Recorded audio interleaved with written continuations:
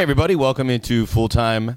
I am Max Bretos, and here we are. We have closure in the European leagues, at least the English league, a league we've been talking about a whole lot over the last few weeks on this little program. Thanks for all your support. Make sure you subscribe. If you're listening, you probably are. Actually, some people listen haven't subscribed, so subscribe to this YouTube page, Max Bretos. All right, so the end of the English Premier League season, a historically significant, monumental, successful season for a variety of reasons. I have said in the last few weeks here that this is the best league in the world. I might have been leaning towards saying that a year ago. I would have nowhere near said it 3-4 years ago. I laughed at the idea when Leicester City won the Premier League. It wasn't.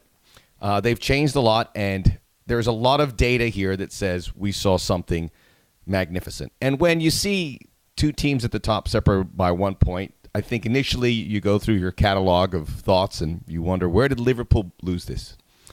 Well, there's a goal line technology that disallowed a goal. Was it the incredible Vincent Kompany goal? Liverpool didn't lose this. Liverpool would have won the Premier League any other year with their 97 points other than this season and last season. That is tough. So Manchester City are triumphant. And although the final Sunday did lack drama, the season as a whole did not. So this went back and forth. Some data points that I can share with you to really illustrate the point about how strong this was.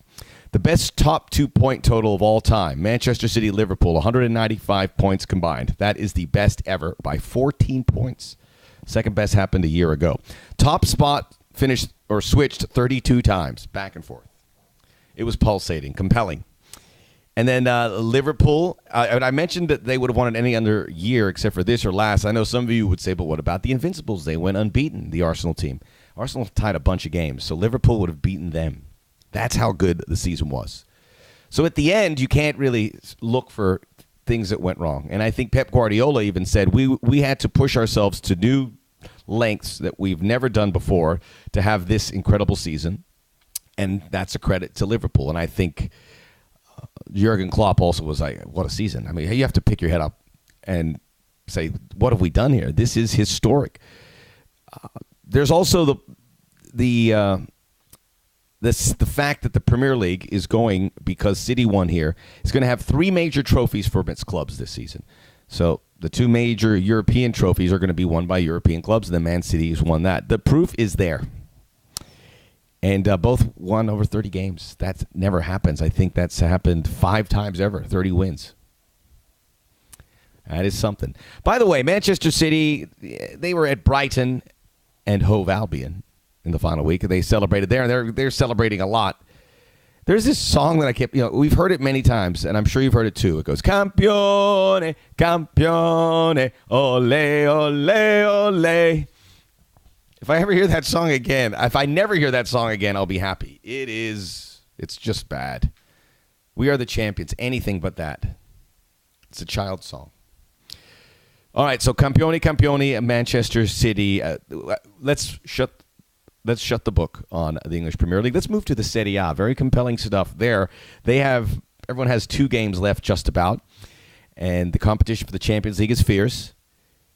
Roma beat Juventus, and Roma now in the mix. 7 teams, 2 teams have already qualified, and the other 5 are battling for 2 spots. Big news in this game between Roma and Juventus is the debut of the highly criticized new Juventus jerseys.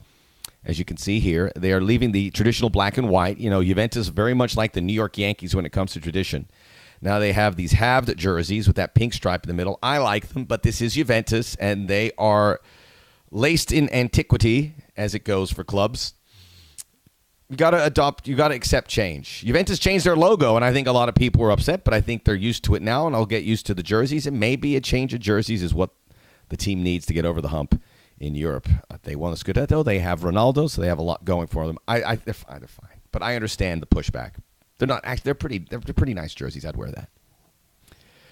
So change is good, and the Serie A had a great season a year ago with Juventus and Roma making deep runs in the Champions League, but they fell off the back end. The Milan teams continued to disappoint, And now Atalanta's the hottest team in Italy, and they're third, and they look like they're heading to the Champions League, which would be tough news for the Serie A, because if they make the Champions League, regardless of what happens, they're going to sell some players, including Duvan Zapata, who's going to warrant a lot of money because he scores a lot of goals. The Colombian is the goods, as I like to say.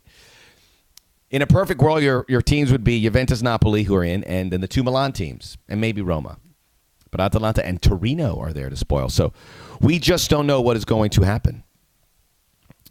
But there's 2 more weeks, and Serie A has been a good watch, even though Juventus ran away with it. By the way, Atalanta in the wonderful city of Bergamo in northern Italy. I've been there. I can't recall too much. I was in a car. I'll tell that story another time, but it was strange. With people I didn't know. Okay, let's go to the Bundesliga, and the final home game for Borussia Dortmund, and Christian Pulisic played in it, and it was very emotional, and I want to read a tweet from Christian's father, Mark. My wife and I had a crazy emotional day, moving overseas at 15 with a dream, pro debut at 17, speaking fluent German to 83,000 fans as he thanked them leaving the field in the 90th minute. The final words were, sacrifice, self-belief, you are loved. Christian, you are loved. You know, America, I know we have a lot of international viewers of Full Time, but we taped this in the United States. So to our international viewers, buongiorno. Oi, Brazil. We in America, we lived off of scraps when it came to our players. Landon Donovan playing at Everton. Yay. John Harkes at Sheffield Wednesday. These are all good achievements. Clint Dempsey and Brian McBride playing at Fulham. Yeah, scoring goals. Nothing like this. A guy becoming an idol at one of the top clubs, and now this $60-70 million move to Chelsea. When you spend that much money, you're going to play him at Chelsea, and now he moves off. And you have to stop and say, this is amazing. We've come a new way. He has set the foundation for other American players. Thank you, Christian. This is no minor detail, and that is why we're talking about it. And the parents, the sacrifices to go there and help him pursue this dream, and then he hits the dream? That's good. That's the good stuff, folks. All right, real quickly, Liga MX, we talked about it last week. They're down to the semifinals, and a semifinal mouth-watering setup. You've got León, who've been the runaway best team. They're going to face America, who won the last tournament and are one of the most popular clubs in the Americas with Miguel Herrera. You want Miguel Herrera around as long as you can. And the other semifinal, Tigres and Monterrey. The best rivalry in the Americas, El Clásico Regio. You can't ask for much better than that. And that's going to draw well. The Liga MX tournament, the Liguilla, is just fantastic. And it's going to be really good. So we shall see. They also have some interesting ways of determining if the higher seed goes through, if the goal differential doesn't favor one or the other. And a couple teams took advantage of that. So tune in. All right, that's it for Full Time. A reminder, my YouTube page, Max Bretos, check it out. And I'll see you soon, very soon.